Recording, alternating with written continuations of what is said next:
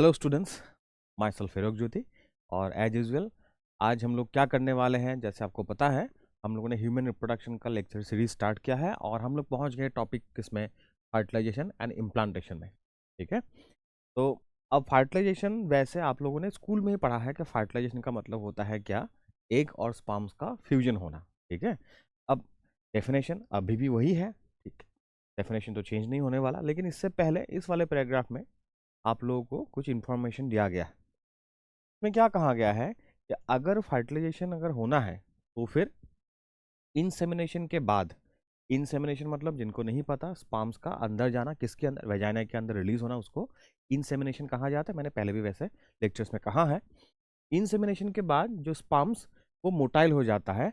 Motile मतलब sperm insemination से पहले एक्चुअली जब मेल के बॉडी के अंदर रहता है बच्चों, तो वो स्पर्म्स मूव नहीं करता। ठीक है, तो वेजाइना में रिलीज होने के बाद वो स्पर्म्स में मोटिलिटी आने लगती है और फिर वो सर्विक्स, यूट्रस का जो पार्ट है एकदम लोअर पार्ट, सर्विक्स को क्रॉस करके फिर यूट्रस में एंटर कर जाता है और फाइनली वो अपने फ्लैजेलर मूवमेंट के हेल्प से, स्पर्म का जो टेल होता है उसको फ्लैजेला कहा जाता है, अपने फ्लैजेलर मूवमेंट के हेल्प से यूट्रस को क्रॉस करके फाइनली पहुंच जाता है कहाँ, फैलोपियन ट्यूब में।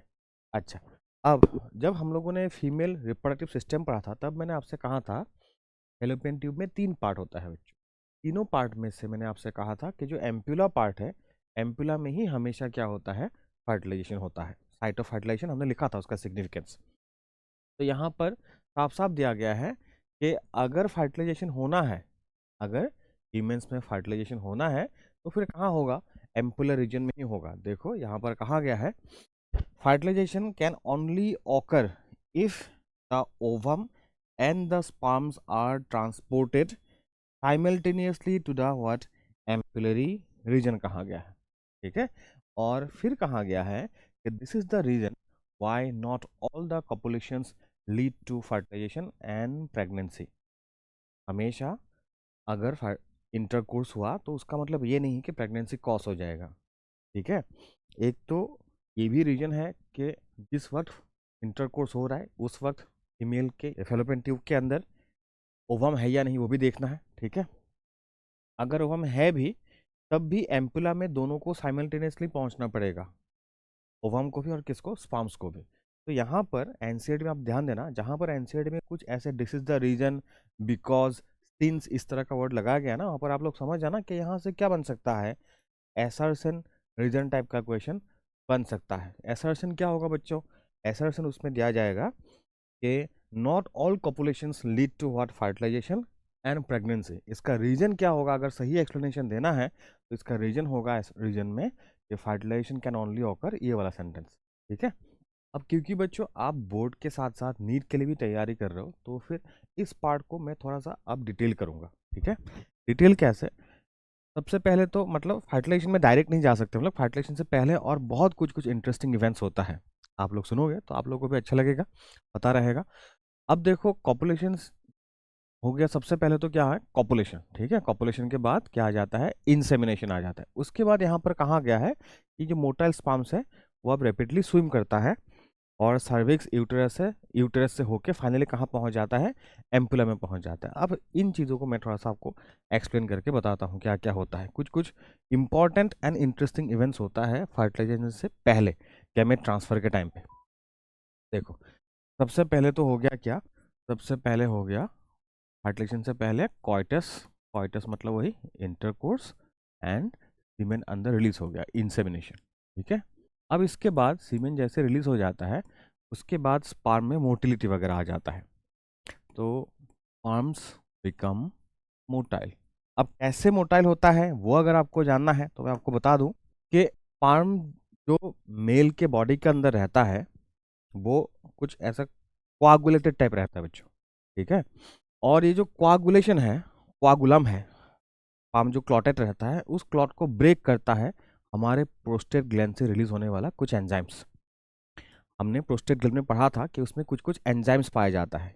ये जो एंजाइम्स है वो स्पर्म के साथ कांटेक्ट पे तब आता है जब हमारे बॉडी से क्या रिलीज होता है, सीमेन रिलीज होता है, क्योंकि सीमेन में ही स्पर्म और सेमानियल प्लाज्मा एक साथ रहता है। प्रोस्टेट ग्लैंड सेमानियल प्लाज्मा में क्या डालता है, कैल्शियम और कुछ सर्टेन एंजाइम्स डाल देता है। वो जो एंजाइम्स है, जैसे ही वेजाइना में रिलीज हो जाएगा स्पर्म, वो एंजाइम्स भी साथ में रिलीज हो जाएगा। वो एंजाइम्स उस क्लॉट को ब्रेक करता है, जिससे स्पर्म में क्या आता है, मोटिलिटी आता है। ये मैंने आपको पहले भी कहा है, इसलिए हर लेक्चर को ध्यान से देखना। ठीक। अब सेकेंड चीज मैंने आपसे ये भी कहा था कि जो प्रोस्टेट ग्लैंड रिलीज करता है क्या, कैल्शियम, वो कैल्शियम भी बहुत इंपॉर्टेंट है स्पर्म के मोटिलिटी के लिए।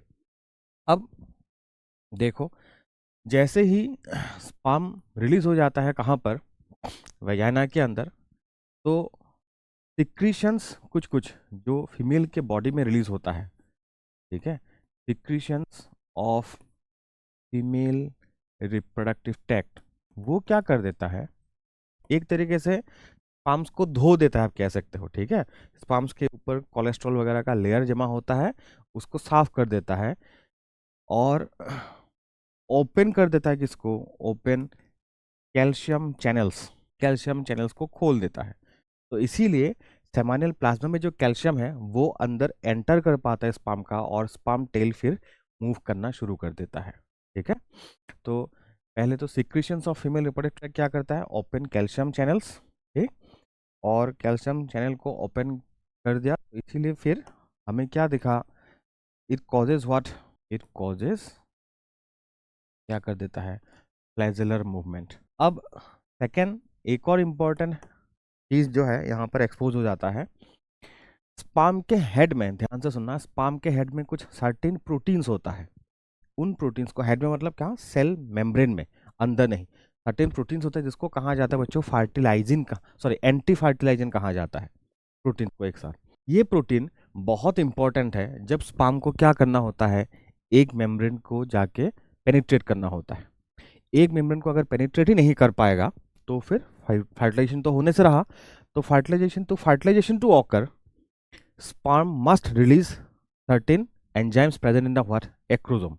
और स्पर्म ये एक्रोसोम के एंजाइम्स तभी रिलीज करेगा जब स्पर्म के सेल मेम्ब्रेन में प्रेजेंट वो प्रोटीन स्पेसिफिकली बाइंड करेगा एक के सर्टेन प्रोटीन्स के साथ। समझ आ रहा है क्या कह रहा हूँ, एक में प्रेजेंट उन प्रोटीन्स को कहा जाता है, एक के सेल मेम्ब्रेन में प्रेजेंट उन प्रोटीन्स को कहा जाता है फर्टिलाइजिन, और उनके साथ जो स्पेसिफिकली बाइंड करता है जो स्पर्म में प्रेजेंट है उसको कहा जाता है एंटी फर्टिलाइजिन प्रोटीन्स।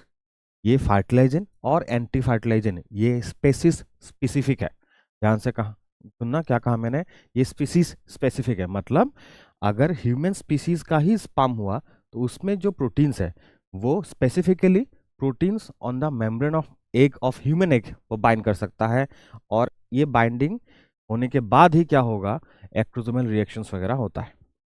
आई बात समझ, मतलब ये एक तरीके से नेचर का एक तरीका है स्पीसीज इंटीग्रिटी को मेंटेन करने का। जैसे आप लोगों ने sexual reproduction in flowering plants में पढ़ा होगा, क्या पढ़ा आप लोगों ने, पोलन पिस्टिल इंटरेक्शन पढ़ा है, वहाँ पर भी आपने देखा कैसे प्लांट्स अपने स्पीसीज के इंटीग्रिटी को मेंटेन करते हैं। तो उसी तरीके से ये भी एक तरीका है एनिमल वर्ल्ड का। आई बात समझ। अब मैंने क्या कहा, ये जो फीमेल रिप्रोडक्टिव ट्रैक्ट में जो सिक्रीशंस होता है, वो सिक्रीशन जैसे ही स्पर्म के ऊपर जो लेयर होता है कोलेस्ट्रॉल वगैरह उसको हटा देगा तो कैल्शियम चैनल तो खुल ही जाता है, साथ में ये जो एंटी फर्टिलाइजिन प्रोटीन्स है वो भी क्या हो जाता है, एक्सपोज हो जाता है। अगर इसको हटाएंगे नहीं हम लोग, ये कोलेस्ट्रॉल वगैरह के लेयर को, और एंटी फर्टिलाइजिन एक्सपोज नहीं होगा, तो फिर स्पर्म भले ही कांटेक्ट पे आ भी गया एक के साथ, लेकिन वो क्या नहीं करेगा, एक को फर्टिलाइज नहीं कर पाएगा। आई बात समझ। तो सेकेंड काम ये सिक्रीशंस क्या करता है, exposes the proteins called, in proteins को क्या कहा जाता है, एंटी फर्टिलाइजेंस कहा जाता है। एंटी फर्टिलाइजेंस प्रेजेंट, कहाँ प्रेजेंट है बच्चों, on the cell membrane of sperm head. अब एक और चीज जो मैंने आपसे अभी कहा था कि स्पर्म मोटिलिटी आने के लिए क्या प्रोस्टेट ग्लैंड का सिक्रीशंस भी क्या है बच्चों, क्रूशियल है। ठीक है, तो वो भी हम लोग नोट करेंगे। Secretions of male prostate gland, किसकी बात कर रहे हैं हम लोग, एंजाइम्स की बात करते हैं। ठीक है, कैल्शियम तो क्यों जरूरी है आपको समझ में आ ही गया है। तो एंजाइम्स क्या करता है, enzymes break the sperm clot को ब्रेक करता है। ठीक है, अब ये जो स्पर्म क्लॉट को ब्रेक करना, फिर कैल्शियम चैनल्स को खोल देना, फिर उसके बाद एंटी फर्टिलाइजेंस को एक्सपोज कर देना ताकि वो बाद में जब कांटेक्ट पे आए फर्टिलाइजर के साथ स्पेसिफिकली बाइंड हो, ठीक है। तो ये सब अगर नहीं होता तो फिर स्पर्म के पास कैपेसिटी नहीं आता क्या कि वो फर्टिलाइजेशन कॉज करे। आई बात समझ? तो फिर फर्टिलाइजेशन कॉज करने का कैपेसिटी अब जाके उसमें आया है। मतलब आप समझ रहे हो, जैसे मान लो अगर किसी के टेस्टिस से हम लोगों ने स्पर्म को एक्सट्रैक्ट कर दिया, ठीक है, इंजेक्शन से एक्सट्रैक्ट किया, और हम लोग ओवम कहीं से लेके आ गए डोनर से, और लैब में हमने ओवम के साथ स्पर्म को एक साथ रख दिया, तो वो स्पर्म्स ओवम को फर्टिलाइज नहीं कर पाएगा, क्योंकि उसमें ना ही ये एंजाइम्स है जो प्रोस्टेट ग्लैंड से नेचुरली ऐड होता है, ना ही वो यूटेराइन या फिर फीमेल रिप्रोडक्टिव ट्रैक्ट से रिलीज होने वाले सिक्रीशंस है जो कैल्शियम चैनल्स को खोल देगा और एंटी फर्टिलाइजेंस को एक्सपोज कर देगा। समझ आ रही? तो ये जो कैपेसिटी आया स्पर्म्स में because of this natural process, in changes को एक साथ हम लोग क्या कहते हैं बच्चों? कैपेसिटेशन कहा जाता है। ठीक है, चलो लिखते हैं हम लोग। तो all this events together are known as, क्या कहा जाता है? कैपेसिटेशन कहा जाता है। ठीक है, चलो इसको आंदोलन कर दो आप लोग। अब देखो बच्चों, जो यहाँ लिखा गया है कि जो मोटाइल स्पर्म्स है वो फटाफट स्विम करता है, रैपिडली स्विम करता है, पास थ्रू किसके? सर्विक्स के थ्रू एंटर कर जाता है यूट्रस में, और फाइनली कहाँ पहुँच जाता है? एम्पुला। आई होप ये को समझ में आ गया होगा। जिसका फीमेल रिप्रोडक्टिव सिस्टम का स्ट्रक्चर पता है, जिनका क्लियर है, उनको समझ में आ गया होगा। अगर आपको नहीं पता तो फीमेल रिप्रोडक्टिव सिस्टम में सबसे पहले स्पर्म एंटर करता है कहाँ? वेजाइना में। उसके बाद सर्विक्स के थ्रू कहाँ पहुंच जाता है? यूट्रस, जो बड़ा सा स्ट्रक्चर है। यूट्रस के दोनों साइड में अपने स्कूल लेवल से पढ़ा क्या होता है? Fallopian tube. तो फिर वो फैलोपियन ट्यूब में पहुंच जाता है। अच्छा, अब ये जो मूवमेंट है इस वक्त कुछ कुछ इंटरेस्टिंग होता है। मैं आपको समझाना चाहता हूँ कि जो स्पर्म का जो मूवमेंट है, किसके थ्रू? फीमेल रिप्रोडक्टिव ट्रैक के थ्रू। ये जो वेजाइना, सर्विक्स, फैलोपियन ट्यूब, ये सब क्या है? फीमेल रिप्रोडक्टिव ट्रैक का ही पार्ट है। तो उसके थ्रू जब जाता है तो ये मूवमेंट होता है, जो यहाँ पर लिख दिया है कि स्विम करता है, वो एक्चुअली स्पर्म क्या करता है? अपने टेल को मूव करता है। तो ये जो मूवमेंट है वो क्या है? ये एक तरीके का जो टेल है उसको हम लोग क्या कहते हैं? फ्लैजेला कहा जाता है टेक्निकली। तो ये क्या है? फ्लैजेलर मूवमेंट है। ठीक है, ये जानना जरूरी है, टेक्निकल है। अच्छा, खैर मैं एक दो चीज और आपको बताऊंगा। देखो, जब स्पर्म रिलीज होता है, आपको पता है कि 200 to 300 मिलियन स्पर्म्स रिलीज होता है, और फाइनली जाके एम्पुला में एक के पास पहुंचता है मुश्किल से 200 to 300 स्पर्म्स, मतलब 1 in a million पहुंचता है। तो इतना स्पर्म बीच में मर कैसे जाता है? बहुत सारा स्पर्म जो है वो मर जाता है because of the hostile environment inside. ठीक है, हाँ, आप पूरी तरह से हॉस्टाइल नहीं कह सकते। बहुत सारा रिसर्च हो रहा है, तो बहुत सारे केसेस में हम लोगों ने देखा है कि जो ये यूट्रस है, वेजाइना है, यहाँ स्पर्म को मतलब हेल्प करने के लिए भी कुछ कुछ काम होता है, ताकि वो जाके फाइनली किसको? एम्पुला में जाके एक को मीट करें। जैसे मान लो इंटरकोर्स के बाद सर्विक्स का, यूट्रस का मस्कुलर कॉन्ट्रैक्शन कुछ ऐसा होता है कि वो एक तरीके से सक करता है किसको? स्पर्म्स को। ठीक है, तो ये सब कुछ हेल्प भी किया जाता है, पूरी तरह से हॉस्टाइल नहीं है। लेकिन जैसे वेजाइना का पीएच होता है, एसिडिक पीएच होता है, तो वहाँ पर बहुत सारा क्या हो जाए? स्पर्म मर जाता है। सर्विक्स में लड़कियों का एक, जैसे हमारे नाक में म्यूकस होता है ना, तो वैसे ही फीमेल के बॉडी में सर्विक्स में म्यूकस का एक प्लग होता है, क्लॉट होता है। ठीक है, बहुत थिक म्यूकस होता है वहाँ पर, तो वहाँ पर बहुत सारा स्पर्म उधर ही ट्रैप हो जाता है। और जैसे फीमेल के बॉडी के अंदर जो यूट्रस में जो एंडोमेट्रियम लेयर है, वहाँ पर ब्लड सप्लाई बहुत ज़्यादा रहता है, और वहाँ पर डब्ल्यूबीसी भी बहुत है।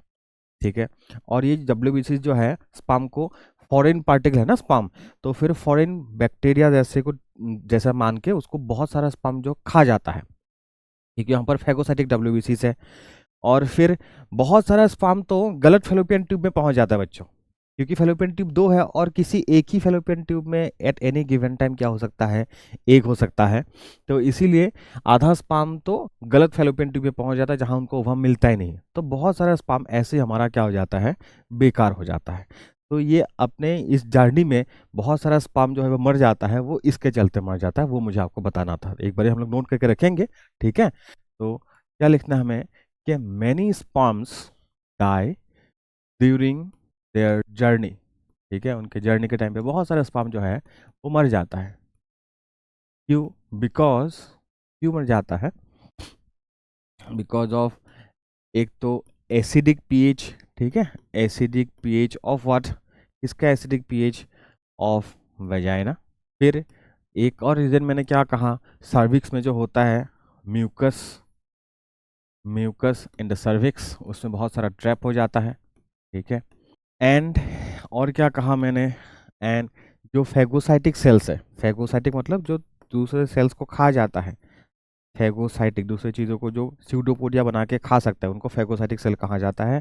Phagocytic WBCs of what, endometrium, ठीक है। इसके चलते बहुत सारा स्पर्म जो है मर जाता है।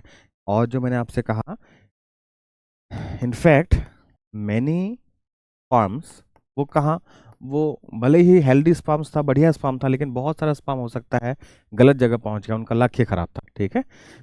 In fact many sperms move towards the wrong fallopian tube. इन सब के चलते अल्टीमेटली जाके क्या हो जाता है, ये 200-300 मिलियन स्पर्म्स में से जाके मुश्किल से कुछ हंड्रेड्स में जाके पहुंच पाता है सक्सेसफुली फिनिशिंग लाइन तक, मतलब कहाँ तक, एम्पुला तक बच्चों, ठीक है। तो as a result around 200 to 300 sperms only reach ampulla. अब इसीलिए मेल में जब स्पर्म को रिलीज करना होता है, मिलियंस में रिलीज करना होता है, वो नंबर गेम खेलना पड़ता है, क्योंकि अंदर बहुत सारा जाके स्पर्म जो है मर जाता है।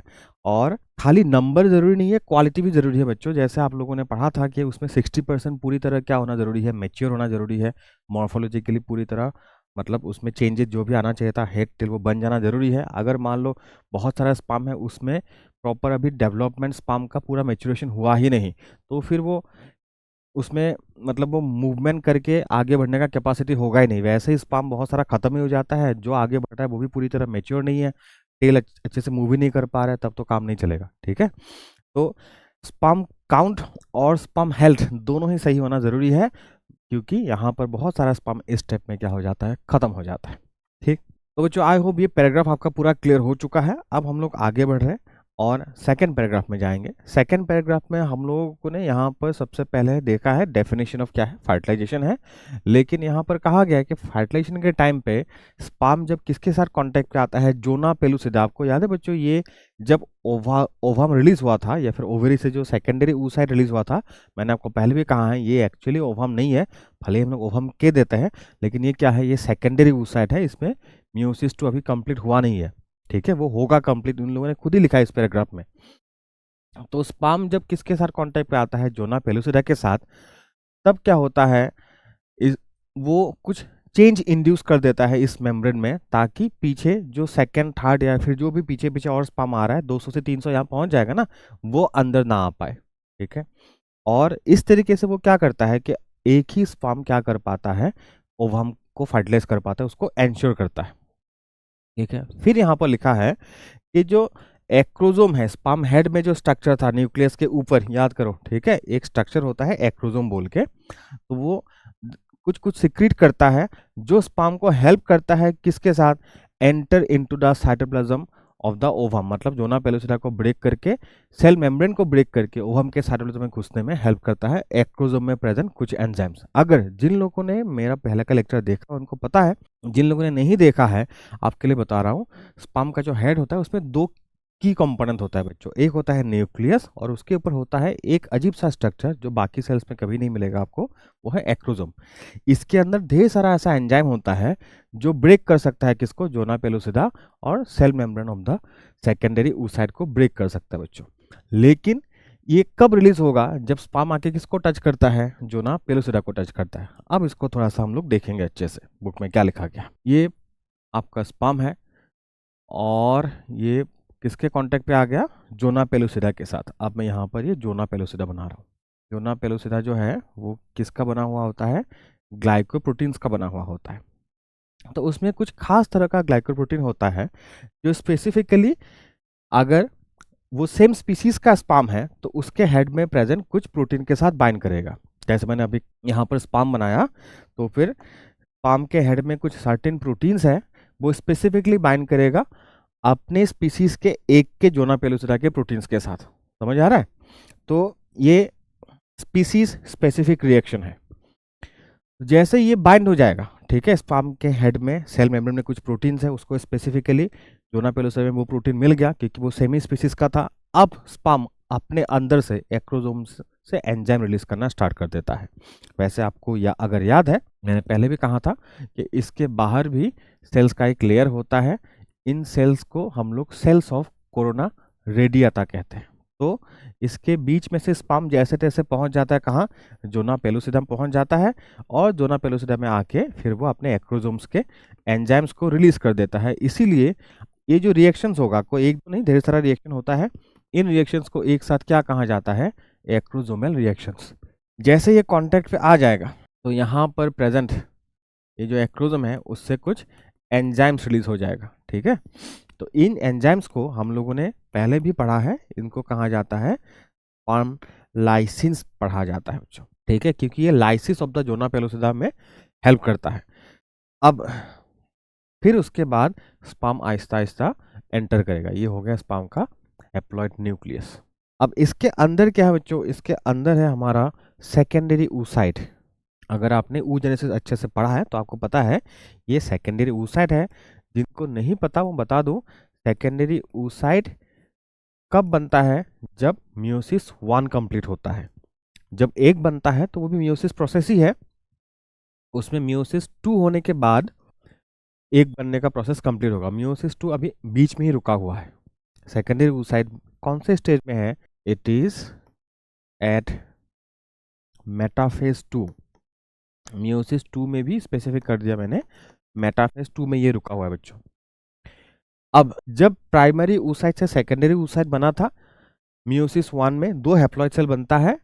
यहाँ पर एक तो सेकेंडरी oocyte बना, इसके बगल में एक और सेल था बच्चों, छोटा सा एक सेल बना था, इसका नाम था क्या, फर्स्ट पोलर बॉडी था, ठीक है।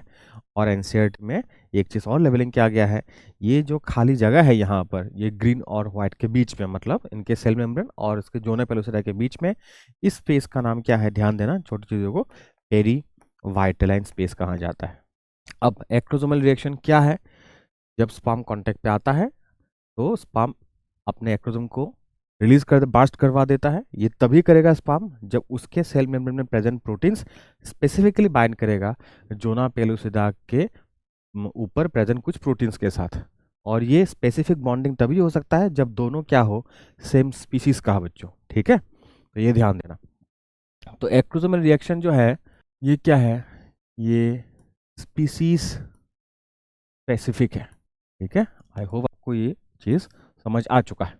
अब वापस आ जाते हैं हम लोग एनसीईआरटी में। एनसीईआरटी में क्या लिखा गया है, the secretions of the acrosome help the sperm enter into the cytoplasm of the ovum through the zona pellucida and the what and the plasma membrane. किसकी प्लाज्मा मेम्ब्रेन की बात हो रही है, ये जो सेल सेकेंडरी oocyte है। अब देखो एनसीईआरटी क्या कहती है, एनसीईआरटी कह रही है कि दिस इंड्यूसेस, ये जो स्पर्म ने जाके टच किया किसको, cell membrane of the secondary oocyte को टच किया, this induces completion of what, meiotic division of the secondary oocyte। देख रहे हो यहाँ पर सेकेंडरी oocyte लिख रहे हैं वो लोग, जबकि डायग्राम में उन लोगों ने ओवम लिख कर रखा है। सेकेंडरी oocyte जो बीच में फंसा हुआ था मियोटिक डिवीजन में, वो अब क्या करेगा, मियोटिक डिवीजन रीस्टार्ट कर देगा। जैसे स्पर्म के टच कर देता है वो एक्टिव हो जाता है। फिर मियोसिस जो फिर से अनइक्वल डिवीजन होगा मियोसिस 1 के तरह, फिर से एक बड़ा सेल बनेगा, फिर से एक छोटा सेल बनेगा। जो छोटा सेल है उसको हम लोग कहेंगे सेकेंड पोलर बॉडी, जो बड़ा सेल होगा उसको कहा जाएगा पहले ऊटिड, फिर वो कुछ उसमें चेंजेस आता है, फिर उसको कहा जाता है क्या, ओवम कहा जाता है, ठीक है। तो फिर एक्रोसोमल रिएक्शन के बाद हम लोग कह सकते हैं कि उसके बाद कंप्लीट होता है क्या, oogenesis का प्रोसेस। तो नेक्स्ट स्टेप हम लोग क्या लिख सकते हैं, फर्टिलाइजेशन होने से पहले देख लो क्या कुछ हो रहा है ये सब, तो इतना सिंपल नहीं है। तो एक्रोसोमल रिएक्शन के बाद नेक्स्ट हम लोग लिखेंगे कंप्लीशन ऑफ oogenesis, ठीक है। तो यहाँ पर जैसे ही क्या आ गया, स्पर्म इसके साथ जोना पेलुसिडा को ब्रेक करके सेकेंडरी oocyte के सेल मेम्ब्रेन के साथ कांटेक्ट पे आ जाता है, ठीक है।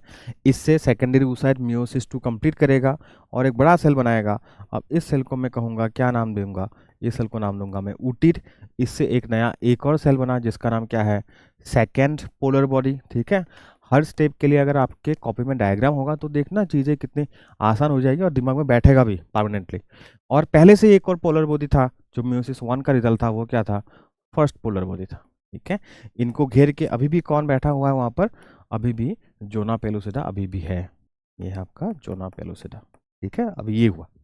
नेक्स्ट एक और चीज जो बुक में लिखा गया था कि पीछे पीछे जो स्पर्म आ रहा है वो यहाँ पर अब एंटर नहीं कर पाएगा, स्पाम जो है वो एंटर नहीं कर पाएगा, क्योंकि पीछे पीछे बहुत सारा स्पाम जो आ रहा है उनको भी अगर एंट्री अलाउ करेंगे तो यहाँ पर जो ट्वाइस एन बनना था जाएगा वो ट्वाइस एन नहीं, थ्राइस एन, फोर एन क्या बन जाएगा पता नहीं। तो फिर वो हमें पॉलीस्पर्मी कहा जाता है, उसको पॉलीस्पर्मी को हमें क्या करना है, प्रिवेंट करना है। तो कैसे होता है प्रिवेंशन पॉलीस्पर्मी का, वो भी हम लोग देख लेंगे। अच्छा चलो, पॉलीस्पर्मी को बच्चों कैसे प्रिवेंट किया जाता है, देखो डायग्राम बनाया मैंने। डायग्राम कुछ नया डायग्राम नहीं है, जो लास्ट टाइम डायग्राम था सेम वही डायग्राम है, ठीक है। ये ऊटिड है तो यहाँ पर भी मैंने फिर से ऊटिड बनाया है, दो पोलर बॉडी से, ये जोना पेलुसिडा है, ठीक है। अब देखो, हाँ ये जो ऊटिड है, ऊटिड क्या है बच्चों, हैप्लॉइड है, आपको पता ही होगा। ये ऊटिड क्या है, हैप्लॉइड है, उसका हैप्लॉइड सा न्यूक्लियस है। तो मैंने यहाँ पर दोबारा बनाया है, लेकिन अब ऊटिड में मैं मान के चल रहा हूँ वो चेंजेस आ चुका है जो आना था। अब मैं उसको लिखूंगा, ये क्या है, ओवम है बच्चों। तो ओवम भी क्या है, वो ऊटिड से ही चेंज होके बना है, लेकिन उसमें कुछ प्लॉइडी वगैरह चेंज नहीं हुआ है, तो ये भी क्या है, हैप्लॉइड है। और ये दोनों क्या है, पोलर बॉडीज है। अब देखो स्पर्म जैसे ही इसको टच करता है ना, तो ओवम नहीं चाहता कि पीछे से और 2-3 स्पर्म आके उसको फिर से फर्टिलाइज कर दे, तब इसके लिए सर्वाइव करना मुश्किल हो जाएगा। तो जैसे पहला स्पर्म आके उसको टच करता है, तो ओवम में प्रेजेंट कुछ सर्टेन ग्रेन्यूल्स होता है बच्चों, ऐसे ग्रेन्यूल रहेगा। वो क्या करता है, अपने सेल मेम्ब्रेन के साथ फ्यूज हो जाता है और फ्यूज होके बाहर सर्टेन एंजाइम्स रिलीज कर देता है। ये जो ग्रेन्यूल्स है, उन ग्रेन्यूल्स को कहा जाता है बच्चों, कॉर्टिकल ग्रेन्यूल्स कहा जाता है, ठीक है। इनको कहा जाता है क्या, कॉर्टिकल ग्रेन्यूल्स कहा जाता है। और ये जो एंजाइम्स रिलीज हो रहा है उसको कहा जाता है कॉर्टिकल एंजाइम्स कहा जाता है। अब ये जो कॉर्टिकल एंजाइम्स है वो प्रोटियोलाइटिक एंजाइम्स है बच्चों। प्रोटियोलाइटिक मतलब ये प्रोटीन्स को ब्रेक करता है। और आपको याद होगा ये जो जोना पेलुसिडा है उसमें क्या था, उसमें ढेर सारा बच्चों क्या है, कौन सा प्रोटीन है, ग्लाइकोप्रोटीन्स है। इन ग्लाइकोप्रोटीन्स के ऊपर अब जो ये कॉर्टिकल एंजाइम्स है वो एक्ट करेगा और इन ग्लाइकोप्रोटीन्स का कन्फिग्रेशन जो है वो चेंज कर देता है। इससे क्या होगा सोचो, इससे क्या होगा, जो मैंने अभी आपसे कहा था कि स्पर्म के सेल मेम्ब्रेन में प्रेजेंट कुछ प्रोटीन यहाँ जोना पेलुसिडा में प्रेजेंट प्रोटीन्स के साथ स्पेसिफिकली बाइंड करता है। अब यहाँ पर जो कुछ प्रोटीन्स हैं जिनको सपोजिटली बाइंड करना था किसके साथ, स्पर्म के हेड के साथ बाइंड करना था, उनका कन्फिग्रेशन ही क्या हो गया, चेंज हो गया है। पूरे मेम्ब्रेन में ऐसा जितना भी प्रोटीन था उनके कन्फिग्रेशन को हमने चेंज कर दिया। मतलब स्पर्म अगर चाबी है तो यहाँ पर ताला ही हमने चेंज कर दिया, तो स्पर्म उसको खोल ही नहीं पाएगा। समझ आ रहा है। तो अब ये जो जोना पेलुसिडा का कन्फिग्रेशन है वो चेंज हो चुका है। अब इस मेम्ब्रेन को दूसरा स्पर्म क्या नहीं कर सकता, पेनेट्रेट नहीं कर सकता। तो हम लोग अभी जोना पेलुसिडा को क्या कहता है, इसको अब नाम ही चेंज कर दिया हमने, इसको कहा जाता है फर्टिलाइजेशन मेम्ब्रेन कहा जाता है बच्चों। This is how our secondary oocyte या फिर egg prevents one polyspermy. Very important, ठीक है। तो चीज़ों को लिखेंगे हम लोग, क्या लिखेंगे, जो कॉर्टिकल एंजाइम्स है क्या करता है, चेंज द कन्फिगरेशन, इसके कन्फिगरेशन को चेंज कर देता है बच्चों, कन्फिगरेशन ऑफ किसके, glycoproteins present on what, on zona pellucida, ठीक है। जैसे ये चेंज हो गया, as a result new sperms जो पीछे पीछे आ रहा था सेकंड पोजीशन पे, थर्ड पोजीशन पे, कैन नॉट बाइंड किसके साथ, बाइंड विद जोना पेलुसिडा, और ना ही वो क्या कर सकता है, नॉर दे कैन परफॉर्म, क्या नहीं परफॉर्म कर सकता वो, एक्रोसोमल रिएक्शंस। एक्रोसोमल रिएक्शन अगर प्रिवेंट कर देंगे तो फिर वो दूसरा स्पर्म एंटर ही नहीं कर पाएगा। और इसी तरीके से हम लोग क्या करते हैं, पॉलीस्पर्मी को प्रिवेंट कर देते हैं। और मैंने क्या कहा था, अब जोना पेलुसिडा को हम लोग क्या नाम देंगे, now zona pellucida is known as, क्या कहा जाएगा उसको बच्चों, फर्टिलाइजेशन मेम्ब्रेन कहा जाता है, फर्टिलाइजेशन मेम्ब्रेन। चलो आई होप यहाँ तक क्लियर है आपका। अब इसके बाद फाइनली जाके क्या हो जाएगा, जो स्पर्म है वो इसके साथ ओवम के साइटोप्लाज्म में जाके क्या हो जाएगा, जो पहला स्पर्म पहुंचा था वो जाके डिसॉल्व हो जाएगा। और हम लोग तब कह सकते हैं कि फर्टिलाइजेशन क्या हो चुका है, कंप्लीट हो चुका है बच्चों, ठीक है। अच्छा बच्चों, अगर आप नीट के लिए तैयारी कर रहे हो तो फिर 2-4 इंटरेस्टिंग कॉन्सेप्ट मैं आपको यहाँ पर एज ए बूस्टर मैं दे देता हूँ। जैसे यहाँ पर आपने पढ़ा ना बच्चों के, जैसे बन जाता है जाइगोट, उसके बाद वो एक खास तरह का माइटोटिक डिवीजन करता है जिसको हम लोग क्या कहते हैं, क्लीवेज कहते हैं। तो ये खास क्या खास है उसमें मैं आपको समझा देता हूँ, तब आपका कॉन्सेप्ट और क्लियर हो जाएगा।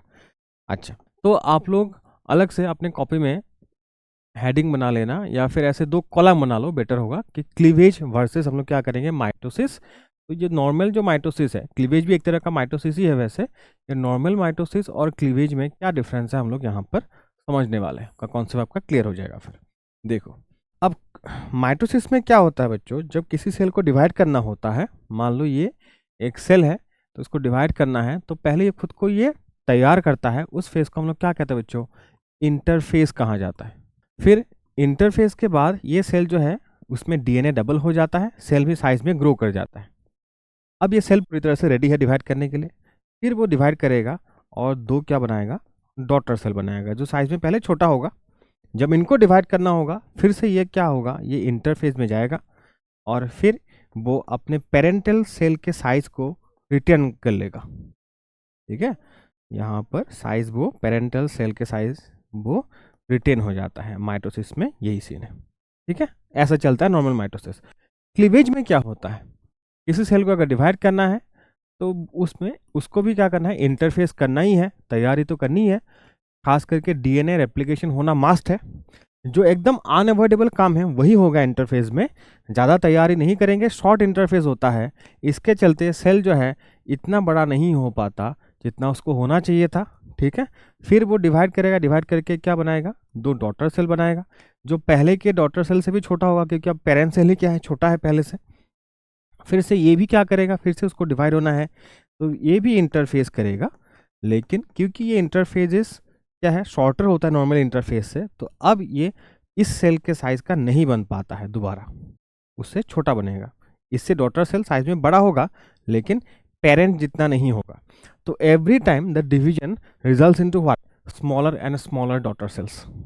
आई बात समझ? तो ये है मेन डिफरेंस। तो यहाँ पर मेन डिफरेंस क्या है, यहाँ पर जो इंटरफेस है वो क्या होता है बच्चों, शॉर्टर इंटरफेसेस होता है। ठीक है, बाकी और भी डिफरेंसेस हैं, जैसे आप अगर बोल कब होता है क्लीवेज, होता है एम्ब्रायोजेनिक डेवलपमेंट में होता है, स्टार्टिंग में। माइटोसिस तो हमारा थ्रू आउट लाइफ चलेगा, है ना। ये सब भी डिफरेंसेस है, लेकिन मेन कॉन्सेप्चुअल डिफरेंस यहाँ पर है। अब ऐसा special type of mitotic division होना जरूरी क्यों है, नॉर्मल माइटोसिस से हमने क्यों नहीं किया। अच्छा, अब ये आपको समझना है। देखो, क्लीवेज का क्या फायदा होता है बच्चों, क्लीवेज का फायदा क्या है, लिखेंगे हम लोग सिग्निफिकेंस ऑफ क्लीवेज। जो जाइगोट बनता है ना बच्चों स्टार्टिंग में, वो एक से बनता है, एक खुद ही में एक बहुत बड़ा सेल होता है। क्यों, क्योंकि वो result of unequal meiotic division है। इक्वल म्यूसिस होने से एक दोनों सेल बड़ा, मतलब इक्वल साइज का बनता, अनइक्वल डिवीजन हुआ है इसलिए सेकेंडरी उस साइड पे बड़ा बना था नॉर्मल से, उसका भी म्यूटिक डिवीजन अनइक्वल हुआ है तो इसीलिए ऊटिट भी बड़ा बना था। ऊटिट से क्या बना, ओवम बना। तो एक जो है अच्छा खासा बड़ा सेल है, उसके साथ आके स्पर्म फ्यूज होता है एक और सेल, और तब जाके क्या, ये एक डिप्लॉयड जाइगोट बनता है। समझ रहे हो आप क्या कह रहा हूँ। तो जाइगोट जो है एक नॉर्मल हमारे सोमेटिक सेल के कंपैरिजन में मेनी टाइम्स क्या होता है बच्चों, बड़ा होता है साइज में। अगर जाइगोट का डायरेक्ट माइटोटिक डिवीजन होता तो बेबी के बॉडी में जितना सेल बनेगा इन फ्यूचर, वो सारा जाइगोट जितना ही बड़ा बड़ा सेल होता, सोमेटिक सेल जितना नहीं होता। हम चाहते हैं कि सोमेटिक सेल के साइज में आए जाइगोट डिवाइड करते करते, तो हमें कुछ जुगाड़ लगाना है। जो जुगाड़ क्या है, क्लीवेज है। आई बात समझ? तो ये क्लीवेज तब तक चलेगा जब तक जाइगोट डिवाइड करके करके अपने सेल के साइज को, अपने ब्लास्टोमेयर्स के साइज को सोमेटिक सेल जितना नहीं कर देता। और ये कब होता है, ब्लास्टोसिस्ट स्टेज में हो जाता है। इसीलिए उसके बाद फिर नॉर्मल माइटोसिस स्टार्ट हो जाता है, जो थ्रू आउट लाइफ चलता है बच्चों। क्लियर है आपका? चलो, कॉन्सेप्ट अगर क्लियर है तो हम लोग यहाँ पर इन शॉर्ट एक नोट लिख लेते हैं कि क्लीवेज जो है, क्लीवेज एंश्योर्स, क्या एंश्योर करता है, ensures that blastomeres retain the cellular size equal to that of, इसके जितना, that of a somatic cell, एक नॉर्मल सोमेटिक सेल जितना बन जाता है। तो इसीलिए क्लीवेज होना जरूरी है। और जो मैंने आपको बोला था लेक्चर में कि क्लीवेज के टाइम पे जब तक ब्लास्टोसिस्ट नहीं बन जाता, जब तक क्लीवेज हो रहा है, उसको घेर के, एम्ब्रायो को घेर के कौन है, जोना पेलुसिडा। और जोना पेलुसिडा का भी सिग्निफिकेंस मैंने आपसे बोला ही था कि जोना पेलुसिडा जो है बच्चों, zona pellucida during cleavage it remains intact, cleavage के टाइम पे इंटैक्ट रहता है। टू प्रिवेंट, क्या प्रिवेंट करता है बच्चों, सारा इंटरेस्टिंग कॉन्सेप्ट है और इंपॉर्टेंट कॉन्सेप्ट है। क्या प्रिवेंट करता है ये, एक्टोपिक प्रेगनेंसी। वर्ड याद है आपको, मैंने लिखा नहीं था तब। एक्टोपिक प्रेगनेंसी प्रिवेंट करता है। एक्टोपिक प्रेगनेंसी मतलब pregnancy at a site other than what, uterus, और ये definitely most of the cases में क्या होगा, फेलोपियन ट्यूब में ही होता है। ठीक है, चलो, तो ये हमने क्लीवेज और माइटोसिस को कंपेयर कर लिया। अब बच्चों एक और इंटरेस्टिंग कॉन्सेप्ट पढ़ेंगे हम लोग, क्या ट्विंस कैसे होता है। ठीक है, आप लोगों को जानने का मन कर रहा होगा जो आप लोग अटेंटिवली लेक्चर देख रहे हो। तो ट्विंस होना है या क्या होना है वो डिसाइड हो जाता है किस टाइम पे, जब इम्प्लांटेशन होता है उसी टाइम पे, या फिर जब जाइगोट बनता है उस टाइम पे ही डिसाइड हो जाता है। दो टाइम मैंने क्यों बोला, क्योंकि ट्विंस भी मोस्टली मेजर दो है, दो टाइप्स का ट्विन है। एक होता है बच्चों क्या, आइडेंटिकल ट्विन, और एक होता है क्या, नॉन आइडेंटिकल ट्विन। अच्छा चलो देखते हैं आइडेंटिकल ट्विन कैसे बनेगा। आइडेंटिकल ट्विन कैसे बनेगा बच्चों, मान लो ये जाइगोट है, ठीक है, जाइगोट बना, जैसे अभी हमने पढ़ा था, जाइगोट बन गया, उसके बाद जाइगोट डिवाइड कर रहा है, 2 सेल बन गया, ठीक है, उसके बाद 4 सेल बन गया। अब जब 4 सेल बना, ज़रूरी नहीं है कि 4 ही बनना पड़ेगा, उसके बाद 8 सेल बनते टाइम भी हो सकता है। जब 4 सेल बना तो ये दो अलग हो गया, समझ आ रही बात। और फिर इसको घेर के यहाँ पर क्या है, ये रहा जोना पेलुसिडा, ये अभी भी है, ठीक है। तो एक ही जोना पेलुसिडा के अंदर ये जो एक एम्ब्रॉय बनने वाला था वो अब 2 में डिवाइड हो गया। ये इम्प्लांटेशन से पहले कभी भी ऐसे डिवीजन हो सकता है बच्चों, ठीक है, मोरुला स्टेज में हो सकता है या फिर उसके बाद भी हो सकता है। अब नेक्स्ट स्टेज में हम लोग क्या देखते हैं, नेक्स्ट स्टेज में हम लोग देखेंगे कि ये 2 से फिर क्या बन चुका है, 4 बन चुका है, और दोनों ही अपना अपना डिवीजन करके अपना अपना एम्ब्रॉय बनाने लगा। समझ आ रहा होगा आपको। इवेंचुअली ऐसे जाते जाते क्या बन जाएगा, मोरुला बन जाएगा, ठीक है, 2 मोरुला बनेगा। फिर उसके बाद 2 मोरुला से अल्टीमेटली क्या बन जाएगा बच्चों, 2 ब्लास्टोसिस्ट भी बनेगा, या फिर 2 ब्लास्टुला बनेगा, एक ही चीज़ है, ब्लास्टुला और ब्लास्टोसिस्ट। फिर जब जोना पेलुसिडा ब्रेक होगा फाइनली, ठीक है, जोना पेलुसिडा ब्रेक होके हम लोग देखेंगे कि 2 ब्लास्टुला बन गया। मतलब क्या 2 ब्लास्टुला, मतलब मैं यहाँ पर बना रहा हूँ, जैसे ये जोना पेलुसिडा है, ठीक है, उसके अंदर क्या बन चुका है, 2 ब्लास्टुला बन चुका है, ये 2 ट्रोफोब्लास्ट, और इनके अंदर ये 2 आपका क्या, इनर सेल मास, ये 2 ऐसे ब्लास्टुला बन चुका है। उसके बाद जब जोना पेलुसिडा ब्रेक हो जाता है ब्लास्टुला बनने के बाद, उसको हम लोग क्या कहते हैं, आपको याद है, हैचिंग कहा था मैंने उसको हैचिंग कहा जाता है। जोना पेलुसिडा ब्रेक होता है और ये दोनों ही क्या हो जाएगा, इम्प्लांट हो जाएगा। तो ये जो ट्विंस अब बनने वाला है, ये जो 2 बच्चे हैं, ये दोनों क्या है, आइडेंटिकल ट्विंस है बच्चों। इनमें जेंडर सेम होगा, सारा जेनेटिकल कैरेक्टर इसमें सेम होगा, क्योंकि ये किससे बना था, एक ही जाइगोट से बना था। आ गया समझ आइडेंटिकल ट्विन का। अब हम लोग समझेंगे सेकेंड टाइप ऑफ ट्विन मतलब कौन सा, नॉन आइडेंटिकल ट्विन कैसे बनता है वो देखेंगे। चलो नेक्स्ट नंबर 2 लिखोगे आप लोग, नॉन आइडेंटिकल ट्विन। ये डिसाइड हो जाता है जाइगोट बनते टाइम ही। ये जो आइडेंटिकल ट्विन था ये डिसाइड होता है कब, इम्प्लांटेशन के टाइम पे, ठीक है, 2 ब्लास्टोसिस इम्प्लांट हुआ, बनते टाइम एक ही जाइगोट बना था। अगर ऐसा हुआ कि फैलोपियन ट्यूब के अंदर ग्राफियन फॉलिकल ओवेरी के अंदर कितना बनना चाहिए बच्चों, एक ही बनना चाहिए। अगर कोइंसिडेंटली क्या बन गया, 2 ग्राफियन फॉलिकल बन गया, ठीक है, तो दोनों ग्राफियन फॉलिकल से ओव्यूलेशन हुआ, तो फिर आपको क्या मिलेगा, फैलोपियन ट्यूब के अंदर क्या हो चुका है बच्चों, 2 आ चुका है आपका सेकेंडरी oocyte या फिर ओवम कह लो, ठीक है, 2 आ चुका है। अब यहाँ पर जो एक ओवम है उसको फर्टिलाइज कर दिया किसने, एक स्पर्म ने फर्टिलाइज कर दिया, ठीक है। अब जो ये दूसरा बंदा आया है, सेकेंड ओवम भी आ गया है यहाँ पर, जो कि जनरली नहीं आता है, उसके लिए तो स्पर्म पीछे पीछे था ही, ठीक है, उनको हमने रोक दिया था, बाद में वो मर जाता है, लेकिन अब एक और स्पर्म को चांस मिलेगा और वो फिर इस दूसरे ओवम को क्या कर देगा, फर्टिलाइज कर देगा। आई बात समझ। तो यहाँ पर अब क्या हो जाएगा, 2 आपको क्या मिल जाएगा, 2 आपको जाइगोट मिलेगा, ठीक है। तो ये 2 जाइगोट हो गया। ये दोनों जाइगोट अपना अपना डिवीजन करके अपना अपना एम्ब्रॉय बनेगा, फिर अपना अपना इम्प्लांटेशन होगा। ये दोनों जाइगोट से जो 2 बच्चे बनने वाले हैं, ये क्या होने वाले, ये हैं नॉन आइडेंटिकल ट्विंस, क्योंकि ये जो जाइगोट है वो दोनों अलग अलग स्पर्म से और अलग अलग एग के फ्यूजन से बना है बच्चों, ठीक है। तो ये नॉन आइडेंटिकल ट्विन का केस हो गया, ठीक। अच्छा, वैसे एक और कॉम्प्लेक्स केस आपने कहीं कहीं देखा होगा, इस तरह का भी आपने ट्विन बच्चों देखा होगा, इसको कहा जाता है कॉन्जॉइंट ट्विंस कहा जाता है, ठीक है। ये जो कॉन्जॉइंट ट्विंस है, ये थोड़ा सा क्या बोलूँ मैं, अनफॉर्चुनेट केस है। वैसे अगर आपको थोड़ा सा आप जानना चाहते हो, क्यूरियस हो रहे हो, तो ये दोनों जो होता है, ये दोनों इंडिविजुअल बना है एक ही जाइगोट से बना है बच्चों, एक ही जायगोट से वो डिवाइड होके ट्विन, आइडेंटिकल ट्विन बनना चाहिए था उनको, लेकिन पूरी तरह से सेपरेट नहीं हुआ, मतलब ब्लास्टोमियर्स आधा सेपरेट हुआ आधा नहीं हुआ, तो ऐसा रिजल्ट हुआ। मैक्सिमम केसेस में ये इस तरह का जो ट्विन बनता है वो एम्ब्रायो बीच में ही मर जाता है, वायबल नहीं होता मोस्ट ऑफ द केसेस में। तो स्टिल बर्थ होता है, मतलब जो बच्चा पैदा होता है मरा हुआ होता है, लेकिन कोई कोई सर्वाइव कर जाता है, जो आपको यहाँ पर केसेस दिख रहे हैं। ठीक है, अच्छा चलो, आई होप आपको ट्विन वाला कॉन्सेप्ट समझ में आ चुका है। अब एक और कॉन्सेप्ट समझो बच्चों, एक और इंटरेस्टिंग कॉन्सेप्ट है बच्चों। आप देखोगे कि नेचर में सब कुछ कितना सिंक होना ज़रूरी है, ठीक है, और कितना सिंक होता है एक्चुअली। मैंने क्या कहा था याद करो, ब्लास्टोसिस्ट बनने में कितना टाइम लगता है, अराउंड 6 to 7 डेज लग जाता है। आफ्टर व्हाट बच्चों, फर्टिलाइजेशन।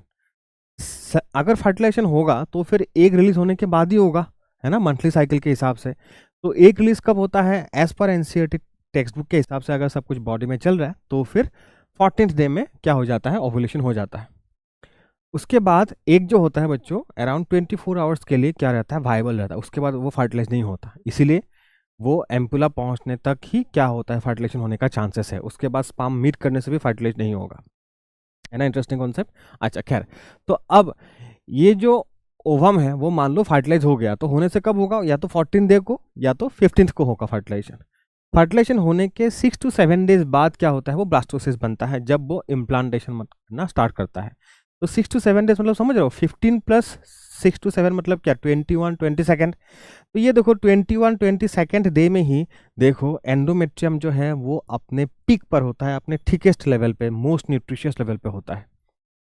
इसी टाइम पे हम लोग क्या चाहते हैं, हम लोग एक्सपेक्ट करते हैं कि क्या हो जाए, इम्प्लांटेशन होना स्टार्ट हो जाए, क्योंकि इसी टाइम पे जो एम्ब्रायो वो खाने आएगा, तो हमने खाना पूरा रेडी करके हम लोग भी प्रिपेयर्ड हो गया। हम लोग मतलब कौन, एंडोमेट्रियम, समझ रहे हो। अगर इससे पहले और या फिर इसके बाद इम्प्लांटेशन शुरू हो जाता है, अगर टाइम सिंक नहीं हुआ, तो फिर एंडोमेट्रियम होल्ड नहीं कर पाएगा किसको, एम्ब्रायो को, कि एम्ब्रायो आहिस्ता आहिस्ता बड़ा होगा, उसका वेट बढ़ता जाएगा, तभी क्या हो सकता है, मिसकैरेज हो सकता है। आई बात समझ। तो सब कुछ अगर नेचुरली प्रॉपरली हुआ तो फिर कितना ज़्यादा नेचर ने चीज़ों को सिंक करके रखा है, देखा आप लोगों ने। तो आई होप आपका ये फर्टिलाइजेशन एंड इम्प्लांटेशन बच्चों बोर्ड और नीट लेवल दोनों के लिए पूरा क्रिस्टल क्लियर हो चुका है। Thank you, see you again, bye bye.